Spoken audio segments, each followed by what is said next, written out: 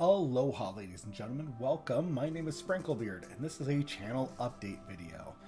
So in the background here, I'm just going to have some content running and not really needing to pay attention to it. Are you ready? So, right now I am doing a series called Evaluate the Epics, where I'm going epic for epic through the game and trying to evaluate every single one of them, the pros and cons of them, how good I feel like they are, where they are most useful at.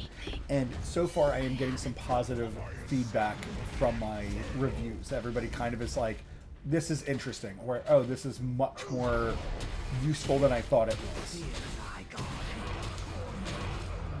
Where I am reaching on my account, I do not have every epic champion in the game. So unfortunately, we are getting down to, like, I think we're at our final 6 that I have. So I have about like a week's worth more of information that I can do. And then I will be out of epics that I can review, meaning I own them and I can test them out to see how well or not well they do. So a great example I have is Nazim. When I reviewed Nazim, I expected him to do so much better than he did.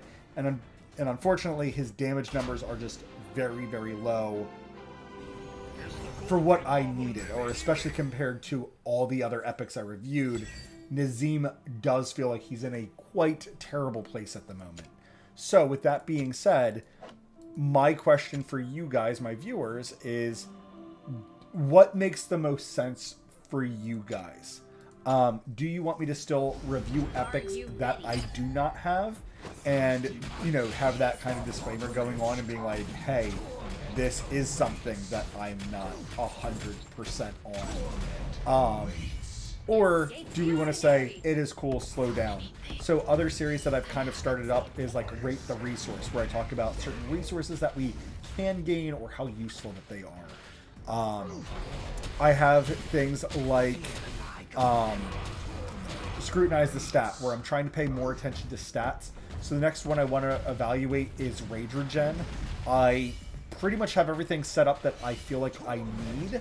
However, upon me asking the question, how do I feel about Rage Regen, it's taken me down some other avenues I wasn't prepared for. One of the most obvious ones would be, well, what about champions that have a very long Rage Regen versus champions that have a very small Rage Regen? So like Wrath has very little rage requirement for him to jump into his ultimate. So giving him maximum Rage Regen versus somebody like Comet, who tends to be slower on the Rage Regen side, how useful is that? And then how useful do I think it is for him to be in his ultimate with a minus 60% attack boost? I guess it's not going to be a pure minus 60%, but how useful do I really feel like that is? So I'm now asking myself other questions that I want to be able to answer in the video, and I'm not prepared for those answers yet. So I need to mess around with stats a little bit more. Is there other content that you guys want to see me work on? So I mentioned this about a month ago, and the truth is I haven't really had the direct time for this concept of me evaluating like just a rare only playthrough. I was really hyped for it at the time that I made the announcement, but the truth of the matter is me running 2 accounts is very time consuming, and where my life is right now, I don't have that much free time. It is very difficult, especially on the days that I work, for me to try to keep up with 2 accounts or have a second account kind of doing like well at all. Let alone, I also want to record the content so you guys get to see some of the decision making. I don't think it's fun to watch like a 3 or 4 day gap where it's like, oh, last time I saw Voltus, he was at level 30. Now you have him 6-starred. What happened in those 3 days? But yeah, that's where I'm getting at with Watcher of Realms, is we are running out of options for the epics to be rated.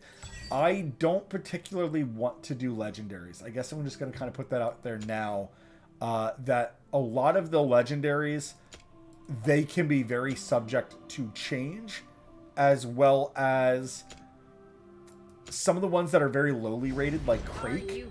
I have already proved on a stream account that he's a perfectly fine legendary. He works well. It's just that people like to compare things to the absolute best And I don't feel like having those arguments. I don't feel like being like, yes, if you compare Crake to Comet and AoE Mage, yes, their damage is going to be very different. Yes, of course, right? Like, their designs are not the same. You need to compare Crake, a legendary piercer, at least to another legendary piercer. But if you're going to compare him to, like, Nyx, yes, Nyx has much longer range. Crake is not designed for long range. That's not a great comparison, and their damage is very comparable when you set up the scenario for Crake. It's one of those things that me also not owning all the legendary champions makes me not want to review all the legendary champions. A lot of them are going to be very complicated. Even champion kits that I've looked at, like Shamir, that I think his single target damage should be great. I don't have hands-on experience with him. And players that have come into my room who do own Shamir say his damage is only okay. It does not feel great.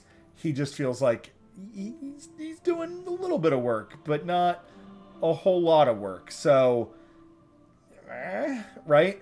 With that being said, it's too difficult for me to rate legendaries that I specifically don't have, especially because now after Nazim, who I did have, and his numbers didn't look great, but I was like, there is no way he's going to be absolutely terrible. And to be honest with you, Nazim now, I would argue, like, for me personally, is my lowest rated epic, where I would have the hardest time justifying spending resources on Nazim, or would have the hardest time making Nazim look and feel good for anybody. One of his best places is near HP champions, if you have other HP champions. So champions like Vortex, champions like Gluttony, where you want to stack just tons and tons of HP, that is where Nazim will look great. Other than that, I have a very difficult time being like, yeah, Nazim's going to be awesome. No, you can do it. Make Nazim be amazing. No, Nazim's numbers, I think, need heavily tweaked. I think he's in a very bad place right now. With that being said, I have tried other games. Like, I'm currently playing through Lies of P. However, my viewership is way down during that. But would you guys be interested in hearing me review, like, the weapons from Lies of P? Or the arms from Lies of P? And kind of giving it that same evaluation where I talk about the pros, the cons, where it feels good to use, like, those gizmos and gadgets. Or is there another game that you're interested where you're like, hey, I really enjoy this game, would you consider this game? If it is another gacha game, I hate to say this, I'm probably not going to be interested. One, gacha is very time consuming, and a gacha game that I'm very familiar with, doing 2 accounts, is difficult. I can only imagine me learning a new gacha game on top of it would just be enormously time consuming. And unfortunately, I also don't earn enough money off of Twitch yet to justify me being like, yes, I can play 2 gachas regularly. But let me know what you guys think. I really appreciate your support. I really appreciate everybody who likes and subscribes to my videos. I love the comments that you guys leave. Majority of them are more critical rather than just complaints. There's been a few complaints, but people want to complain. People want to be heard. That's okay. I'm a much bigger fan of criticism, right? A complaint of this is something that is not performing well. Let's correct it. Let's make it better. Or let's talk about ways to make it better. Just saying Crake is a crappy champion, that's not helpful. There's nothing about that that's constructive either.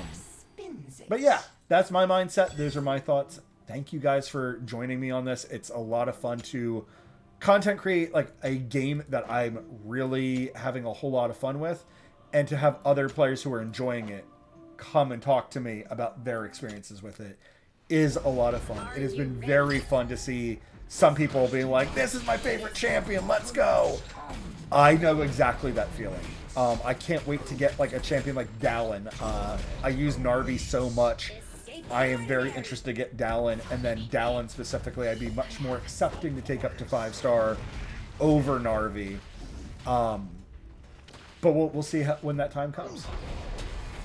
Ladies and gentlemen, like always, thank you very much for watching. It means a whole lot to me. It's being a blast streaming again and getting my life kind of back in together into terms of the hobbies that I want to do and the things I want to talk about, and being able to do them like judgment free, and having people show up and people comment frequently means a whole lot. So thank you very much. It's fucking awesome. Thank you again for watching, and until that next time, ta-ta.